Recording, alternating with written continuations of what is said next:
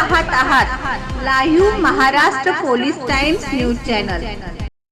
कुठलाही सरकारी कर्मचारी जेव्हा निवृत्त होतो म्हणजेच सेवेतून रिटायर होतो त्यानंतर कर्मचाऱ्याला पेन्शन म्हणजेच सेवानिवृत्ती वेतन मिळत असते। कर्मचारी निवृत्त झाल्यानंतर मिळणारी पेन्शन हाच त्या कर्मचाऱ्यांचा उत्पन्नाचा प्रमुख स्रोत असतो आणि या पेन्शनचा फायदा कुटुंबाला देखील होत असतो। परंतु बऱ्याचदा काही बाबतीत मात्र या निवृत्ती वेतनाबाबत बरेच वाद कुटुंबामध्ये होताना दिसून येतात। प्रामुख्याने असे वाद हे एखाद्या कर्मचाऱ्याच्या मुलीचा निवृत्ती वेतनातील वाटा या संदर्भात देखील पाहायला मिळतात।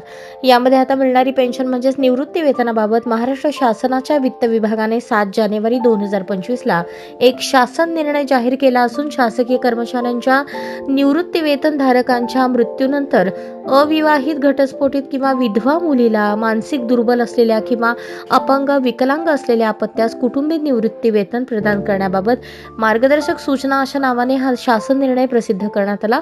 केंद्र सरकारच्या माध्यमातून या संबंधी असलेल्या नियमात सुधारणा केल्या होत्या। त्यानंतर अशाच प्रकारच्या सुधारणा राज्य शासनाने देखील केल्या आणि या शासन निर्णयाच्या माध्यमातून जाहीर केला। अविवाहित घटस्फोटित किंवा विधवा मुलीच्या बाबतीत जर बघितले तर मुलीला 24 वर्ष पूर्ण झाल्यानंतर तिच्या पूर्ण हयातभर म्हणजे आयुष्यभर तिचा पुनर्विवाह होईल तोपर्यंत किंवा तिने स्वतःला कमवायला सुरुवात केल्यानंतर यापैकी जे पहिले घडेल तोपर्यंत कुटुंबीय निवृत्ती वेतन मिळणार। कर्मचाऱ्यांच्या सेवानिवृत्तीच्या वेळी इतर पात्र कुटुंब निवृत्ती वेतनधारकास वारस आणि त्यांच्यासोबत अविवाहित घटस्फोटित किंवा विधवा मुलीच्या नावाचा समावेश करण्यात येणार। विधवा मुलीच्या बाबतीत बघितले तर तिच्या पतीचा मृत्यू आणि घटस्फोटित मुलीच्या बाबतीत कायदेशीर घटस्फोट हा शासकीय कर्मचाऱ्याच्या किंवा जोडीदाराच्या हयातीत झालेला असणे आवश्यक आहे।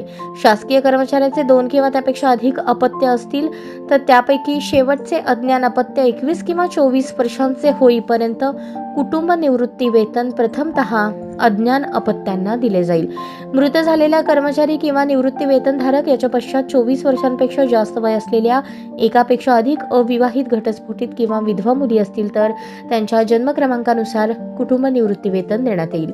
मृत कर्मचारी किंवा निवृत्ती वेतनधारक हयात असताना अविवाहित विधवा किंवा घटस्फोटित मुली पालकांवर अवलंबून असणे आवश्यक आहे। त्याकरता तसेच स्वघोषणापत्र नोटरी करून सादर करावे लागणार आहे। विधवा तसेच अविवाहित किंवा घटस्फोटित मुलीने पुनर्विवाह केला व स्वतः अर्थार्जन सुरू केल्यास त्याने तसे निवृत्ती वेतन घेत असलेल्या कोषागार कार्यालयाला कळवणे गरजेचे आहे।